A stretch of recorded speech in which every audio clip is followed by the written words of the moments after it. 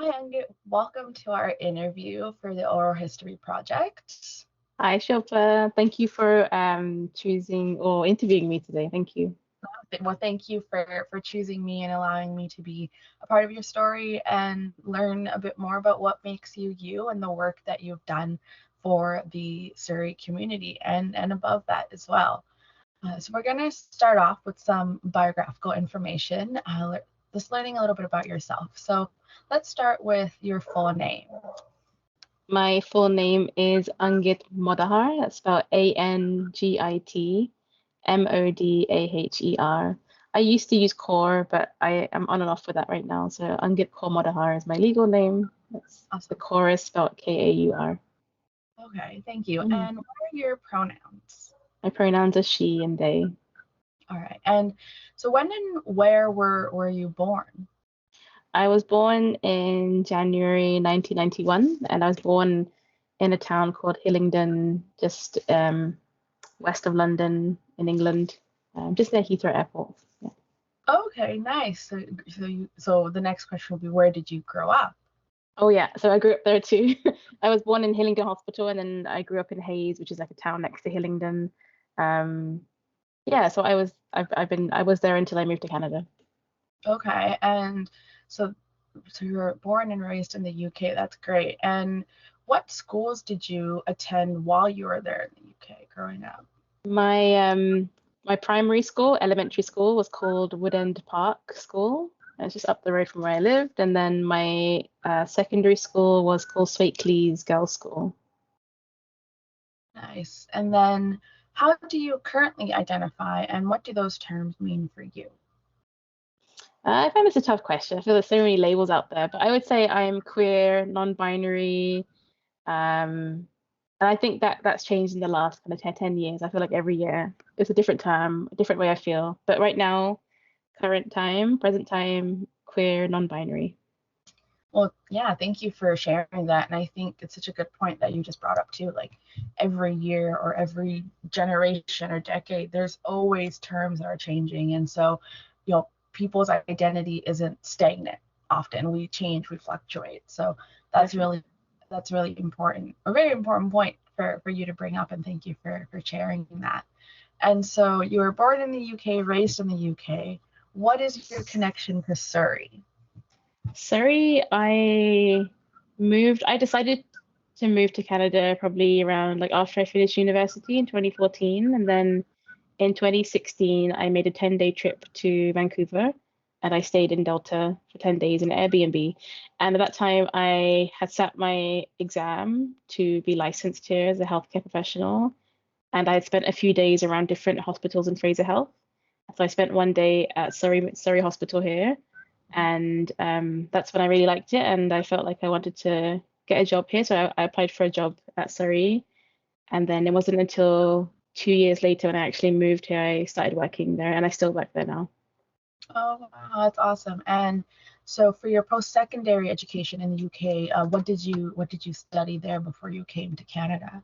So I'm a physiotherapist, and I completed my degree in London, in East London, just until 2014. Yeah.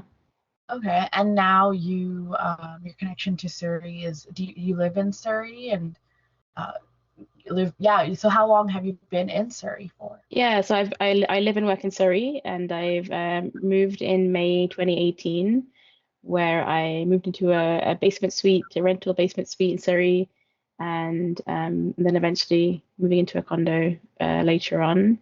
And yeah, I've been in Surrey since 2018. I have no plans of moving anywhere just yet. I feel like there's so many good and bad things about Surrey, and I just so attached to it still. So yeah. Oh, totally. I mean, even for myself, being when you're born and raised somewhere, even if you aren't born and raised there, you've spent enough time there. Home is home, and home is what you make it, right? So Definitely. yeah. And so I want to dive into a little bit about the experiences you've had growing up.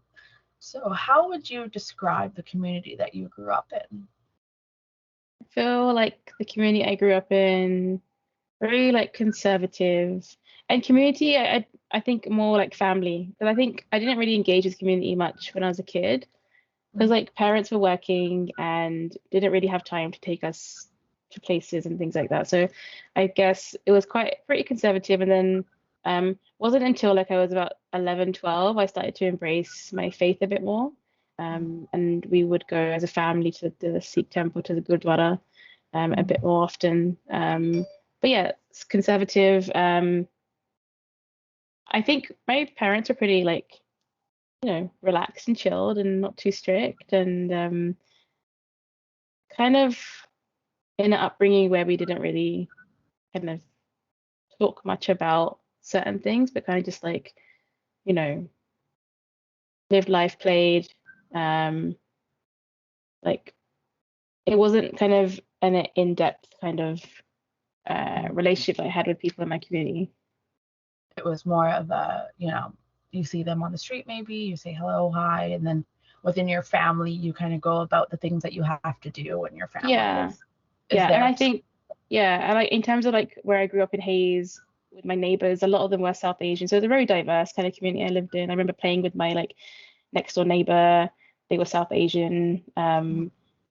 So I had a lot of connection with South Asian kind of roots from a young age. And like London's a bit more diverse. It's not just Punjabis there. It's like a lot more, there's Gujaratis, there's people from India, from different parts of India. So it was quite diverse.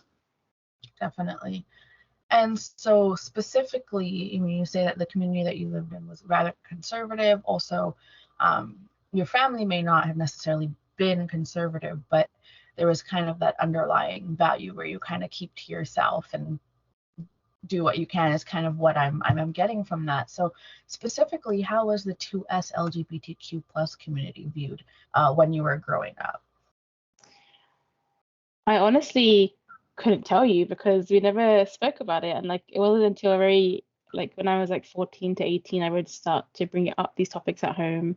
But I don't remember ever kind of hearing about the 2S LGBTQ community growing up in my community, not even at like elementary school. In secondary school, we would see, some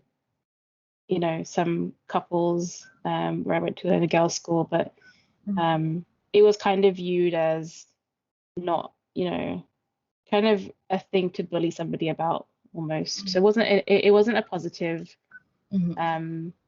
thing in high school. But in terms of my community, my neighbors, the Sikh temple that I went to wasn't really spoken about. So it was really hard to know what it was viewed like. Yeah. And like you mentioned, you didn't leave the UK till 2018, correct? So that's not that long ago. I mean, and so from the time that you grew up to before you left, have any of those views changed over time, or do you think it's still the same? And I think even speaking to your family, and we'll talk more about that as we go forward. Yeah, I think since growing up until I moved, it definitely changed. Yeah, I think it become I think when you're a queer kid coming out, you don't really see what's happening around you in the world. It's just kind of you're in your own little bubble, trying to figure out your own little life and trying to survive. And I think at that time, like growing up until like I moved, it was very much so I wasn't really focused on other people and like kind of what their views were. In my family, there were some immediate members of my family who had expressed like homophobic views before I came out to them. So it was it was a tough time. Obviously, when you hear things like that, and you're like, oh my gosh, should I tell them? Should I not tell them? What's going to happen? So it definitely there was a journey. Like a lot of things happened in terms of how I felt the community viewed it.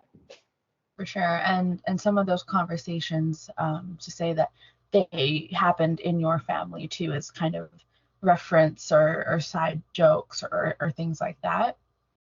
Yeah, like jokes, kind of just like making fun of in a derogatory kind of term, and that was kind of a real eye opener. I was like, wow, like I'm gonna have to experience this not from just people outside of my family, but actually within my family. So that was a big big thing. There was a popular show in England, it's still going, called EastEnders, and that was like the one soap opera that my family would watch every night in the evenings, and there were a lot of gay storylines on there, LGBTQ stories. So that was one thing that helped kind of bring those things into light into my family. Yeah. Yeah, I have some family that in the UK that when I went there, like EastEnders is just a thing that people watch, and I think it's one of those shows that pushes the boundary of people too, I think, Definitely, yeah. right? And that's kind of neat. It's kind of a two stories to that for, what you're sharing is, the conversations weren't really happening, but slowly over time, something like a TV show with underlying storylines may have even, I could say maybe like even made you kind of realize like, okay, like it exists, it's there. I'm sure, yeah. Yeah. And so in the school system, is there any experiences that you'd like to share? Did you identify as, maybe not openly or not openly as a queer person while you went through the school system? I think it wasn't and not until year nine, where I felt like, okay, something I feel is different, like something's happening. And I remember like this one this geography lesson that we were having, and this one of my like friends was sitting opposite me, and she suddenly started to like kind of, plump up her breast, and I'm like, oh, what's happening here? Like, and I'm liking this. Like, she's, showing me her breast. I'm like, what's happening here? It was just a weird time, but I really remember that one geography lesson so vividly, so vividly.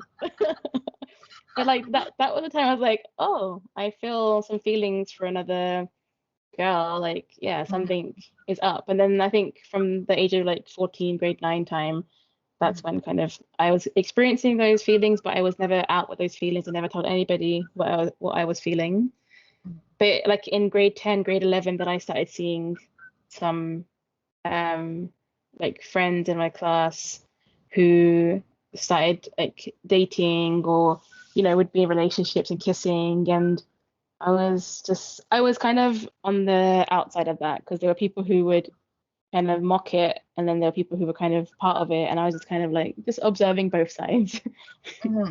Definitely. So the overall kind of messaging, like, was it inclusive? Was it safe for a queer person in that time, or as while you were going to school? I think within the school system it was pretty safe, but again, I never experienced those kind of classmates outside of class, so it's kind of I felt like it was safe, but teachers never really spoke about LGBTQ kind of relationships during school, so it was it felt safe within the classroom. Yeah. Definitely. And so in your application, in your bio that I was reading, you mentioned that you had to live a double life. So what were the things you had to do in your day to day to ensure that your safety came first? I think it was more kind of, like hiding your texts and hiding messages and hiding your internet kind of searches. When I was 18, that's when I really started to search into kind of any support groups out there in England, and like, what was happening. I felt like at the age of 18, that's when I felt like, okay, I can pursue this feeling a bit more and see what's out there. But safety wise, I felt like I think it's a common story about amongst like brown queer people, in terms of just a lie following a lie following a lie, with from parents. And I feel like the chain of lies that you have to keep telling to kind of protect yourself and your whereabouts and the people you contact, because if suddenly you are kind of outed to your immediate family, it's a kind of a risky place to be when you're not prepared for it. Yeah. Definitely. And if you're not in a place where you have your own stability, Yeah, it can exactly. be hard, because I think it's a double-edged sword with cultural expectations as well, to be independent but also um, take care of the family at the same time. Yeah. And so what resources were available to you growing up with regards to the LGBTQ2S plus community? Um, the main resource that I used was a website, an organization called Sarbat, UK. It was for LGBTQ Sikhs in England, and that was the first contact I had with like other people. So they had on this website, they had forums, they had meetups, um, and I think that was the only kind of resource I kind of accessed, I think. Mhm. But And one, yeah. sorry, go ahead. I was just gonna say that like it just to find other people who were the same faith following, and then it was just like amazing to find that resource. And like I connected with so many people on that forum. I met up with quite a few people as well on the meetup, so it was quite just the support I needed at that Mhm. time. I think it sounds like it made you feel that you weren't alone. Yes, definitely, yeah. And I think Yeah. when you meet people, like I had met a few women on there, and we just everything we spoke about was such a shared experience about how we were feeling about our Mhm. sexuality, our faith, the connections between those, our families, and it was just the first time where yeah, I didn't feel like I was alone. Like there are people like me out there, and it's okay, right? It's okay to be who you are. Yeah, Exactly. And so it seems like, and it sounds like it really, that impacted you in a really great way. Finally, you found kind of a sense of community that I think you mentioned prior that you were kind of looking while you were, when you were growing up. definitely. And it was still hard to access that community because again, I wasn't out to my parents, and then it's like, when parents ask you where are you going, and then you have to kind of make up friends and like, oh, I'm going for this reason. So it wasn't such an open experience going to Mhm. those meetups because again, at home you had to just like cover yourself and just kind of constantly make up an excuse of where you're going, right? So yeah.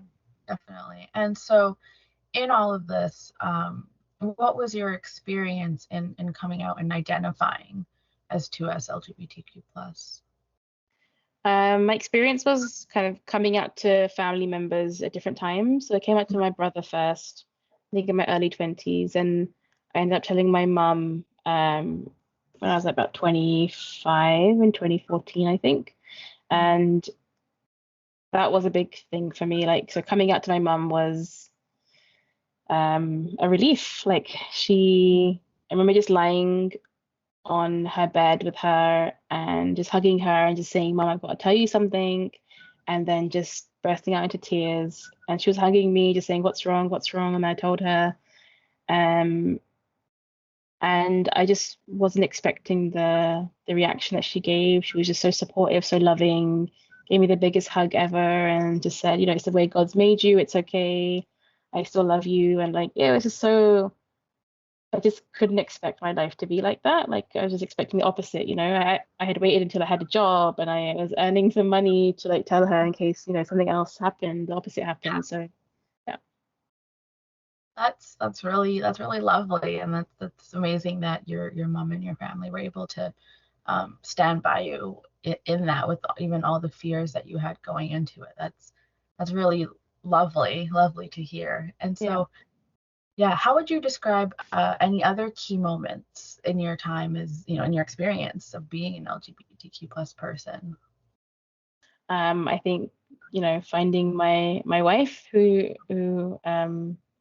I met in London as well, and then just that journey with her. Like it wasn't an easy journey with getting married and telling parents that we want to get married and introducing her to family and it was quite a journey, and it's not until now, until like 3 years after we've got married, I feel like, like finally we can like live our life now, and we actually feel comfortable. So it's been quite a journey, but that obviously, getting married Mhm. to a woman that I love was a big part, the best day of my life, and it was just I never thought that day could ever happen for me.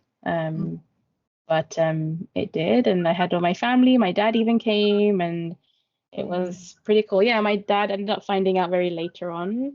Mhm. So my mum kept it from my dad for about 4 years. So she kept a big secret from me from him, and then she ended up telling him. So yeah, it was quite a roller coaster coming up to the wedding day, but Mhm. that was a very key moment. And I think for my wife and I kind of moving to Canada and like, as a Mhm. couple and living together, like getting her application for her immigration, those kind of things. Like this, it's all been kind of big events that have been kind of, yeah, really special.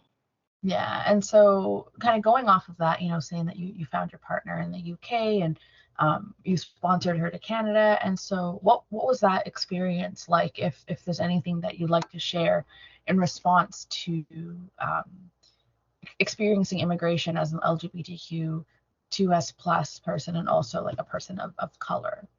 Yeah, I think I had moved to Canada before we had got married, and then we had got married 2 years later, and then I had called her here. So my immigration process was pretty easy. I think as a healthcare professional, it's pretty easy to come to Canada, and the process is pretty smooth. It still took about, a year to happen.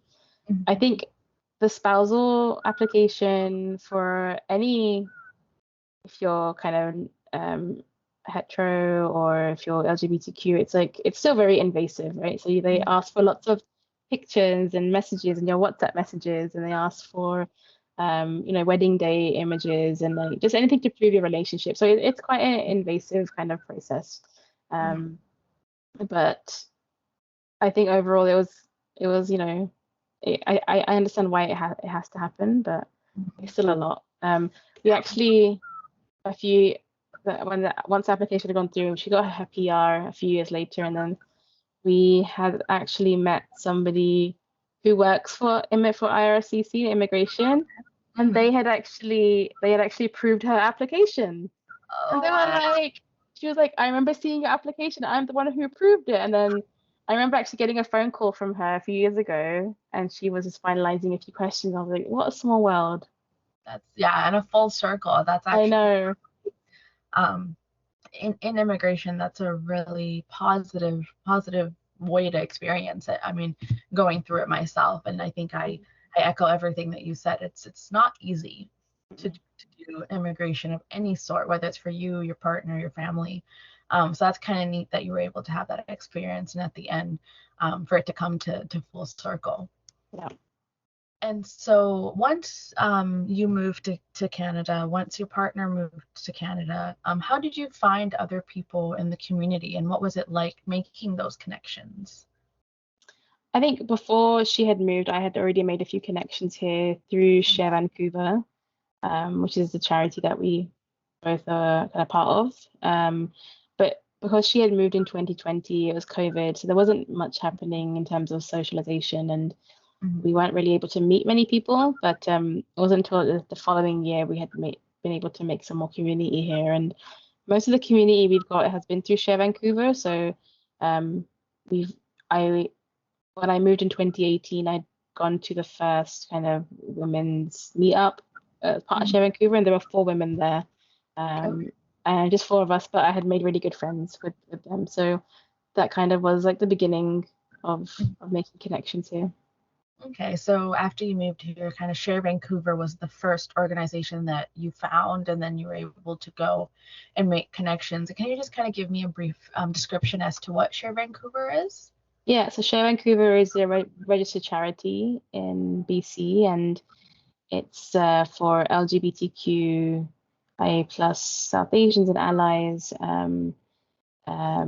It kind of provides services like counseling, meetups, social groups, support groups. It was founded in Delta in 2008, so founded in Surrey too, which is great. And it's been going for 15 years. We just actually celebrated 15 years of Share Vancouver just last month, so this month actually. So yeah, it's kind of a great kind of charity that helps with Mhm. lots of aspects of someone's life. And we have a lot of people who come to our events who are kind of South Asian immigrants, and it's just like something you can connect with so much because all of us are part of it, and we all our families are back home, and we kind of have each other. So we really made kind of found our chosen family with Share Vancouver. That's amazing to hear, to hear that there is an organization that you were able to find belonging in, and especially coming to a new place, having to essentially start all over again in a different country, profession, and to find a community that Mhm. um, that you can relate to and be with, that must have been really special, and helped you, I'm sure, adjust um, Definitely, yeah. as well. And so, in that, were there any specific locations in Surrey that were important to you in finding community, or was it more kind of the online community, which then turned into meetups and things like that? Yeah, I guess it started off with the online community with COVID. Hmm. Unfortunately, yeah, it's not the LGBTQ world is not very Surrey centric right now in the Lower Mainland. Everything is in Vancouver, but we have done a few things in Surrey. Like I remember recording a podcast for Sher Vancouver in Surrey Library in one of the rooms up there, which is really cool. And we use the space at Solid State a lot in Wally. And that's like a kind of a youth organization, and they help with the kind of co-ops and help youth kind of do great projects. So Sher Vancouver uses their space a lot.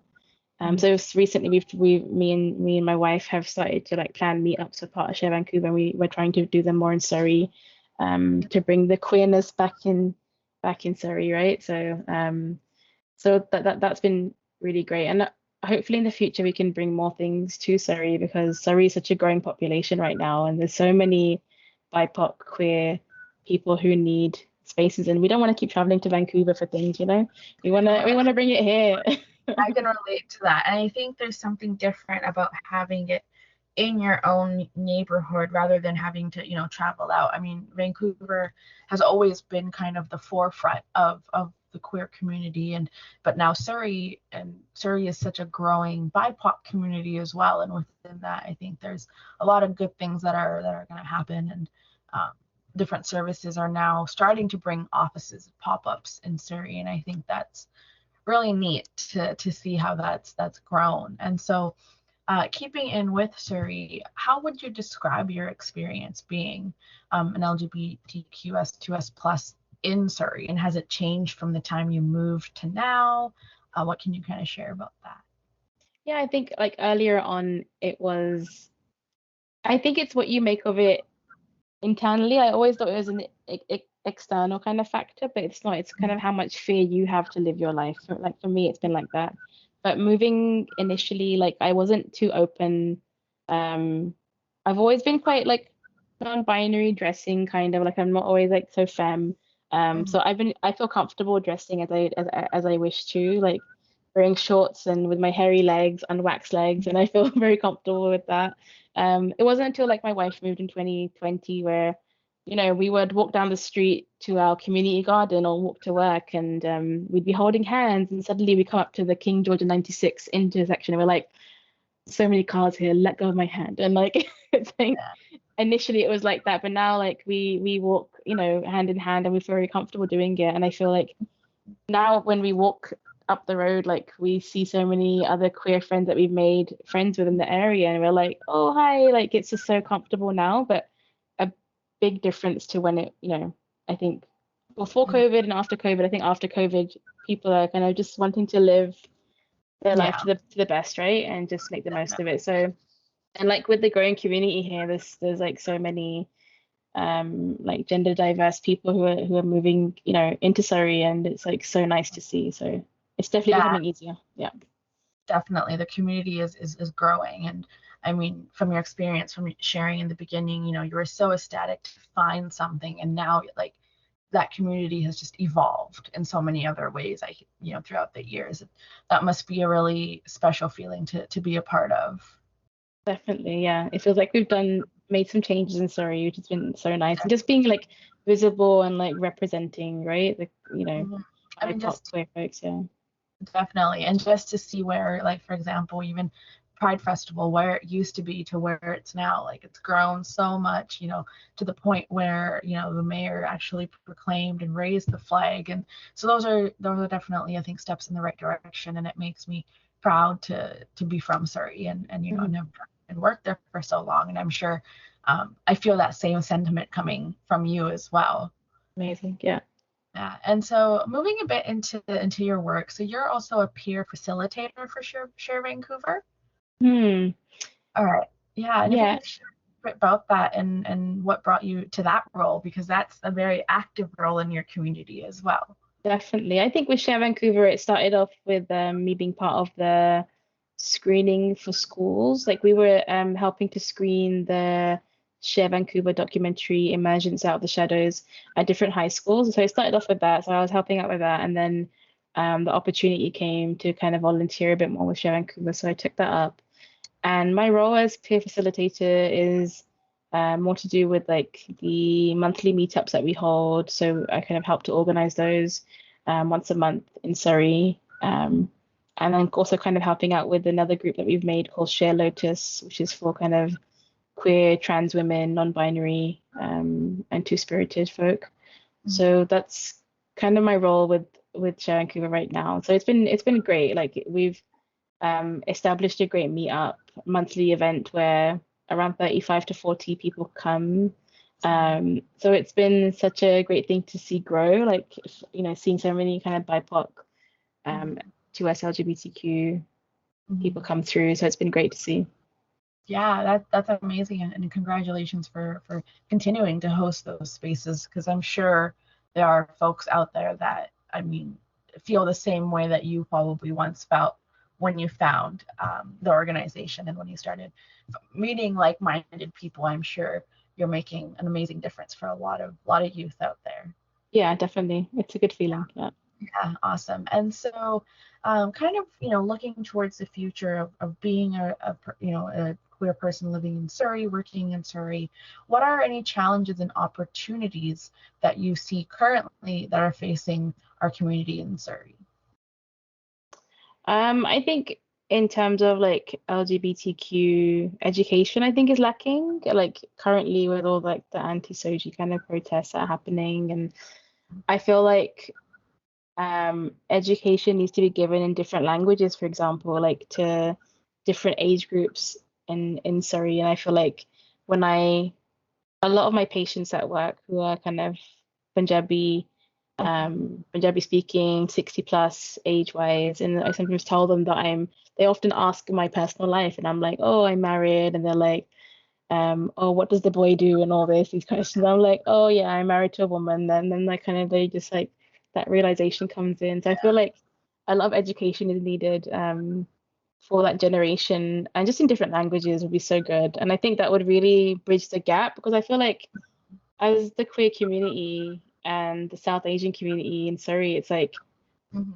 I feel like there's not enough education into what we're about. Like a lot of them think that we want to kind of, we're really promiscuous and that that's all we want to do, that kind of life, but we all, yes, some of us want like a householder life. Some of us want to settle down, get married, have kids. And I feel like a lot of people don't understand that Mhm. with the LGBTQ community. So I feel like a lot of education, just communication really. So um, just like talking to people. And I feel like as I've been attending my Sikh temple, the Gurdwara I go to, people are slowly finding out about us. And it's like, it's a nice feeling. It's a scary feeling, obviously.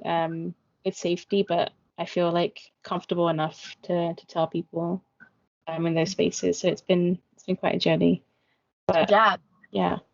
it sounds like a journey of you know many ups, a few downs, but it all seems to sound like where you are today. You're helping people, and I'm sure in turn helps yourself too. I always know working in the community gives me that continued sense of belonging as well. And so the point that you make with education, I think, is something it is really key. Mhm. And so right now, we're in the day and age of our future generations, helping our youth and bringing in our youth into the community. And so what do you want, the future generations to know about what it's like to be 2S LGBTQ plus in Surrey today? I would like them to know that it's getting better, it's getting easier. And hopefully by the time in 10, 20 years, like it's so easy for them, they don't even have to like explain who they Mhm. are, what they are, would have to explain their pronouns. Everyone would just use the right pronouns and like certain things like that. So I would like them to know that things do get better and are getting better now. And just to not worry about what other people say and just kind of live your happiness, live your truth. But that Surrey has been through many changes way before I came to Surrey as well. So obviously, before 2018, Surrey's been through so many changes as it is. Um, Mhm. and I feel like as more people come into Surrey, it's just going to keep changing for the better. Mhm. Um, and yeah, yeah. Yeah, no, I absolutely agree with that. I think, Surrey is one of the fastest growing cities in Canada. And so it's such a neat experience to be in a city that's changing so much and changing in ways that I think will benefit a lot of people in the long run, especially our upcoming generations who do identify as along the gender spectrum, sexual orientation. It's such a spectrum, so I think there's a lot of people that can now finally relate to it, and I think it's a nice feeling all around. Definitely. Yeah. Yeah. And so I just want to say from the bottom of my heart, thank you so much for sharing your profound story. I know it's not easy sometimes, and there are parts that can be a bit tough, but it sounds like you found an incredible community. And I think your story really involves the importance of finding your community, because that's how you find yourself. And so thank you for that. And is there anything else that you'd like to share from our conversation today? I guess just ending off like what you just said, like often we think about like, oh, like me and my wife, if we were to move back to England, and like the biggest thing we would miss out is our community in Surrey. And it's like that's one thing holding us back in Surrey, that we don't want to lose our queer community that we've made here and our chosen family. So yeah, I'm grateful for the city and the people in the city and just how welcoming it's been. And obviously it's not easy anywhere you live being a queer person. But I feel like it can get easier once you found the right people. Definitely. And again, like, thank you so much for sharing your journey, sharing your story, and being here with me today to be a part of this exhibit. And I wish you the best going forward, and continue to do what you've been doing, because it's working. Thank you, Shilpa. Thank you. Thanks, Angit.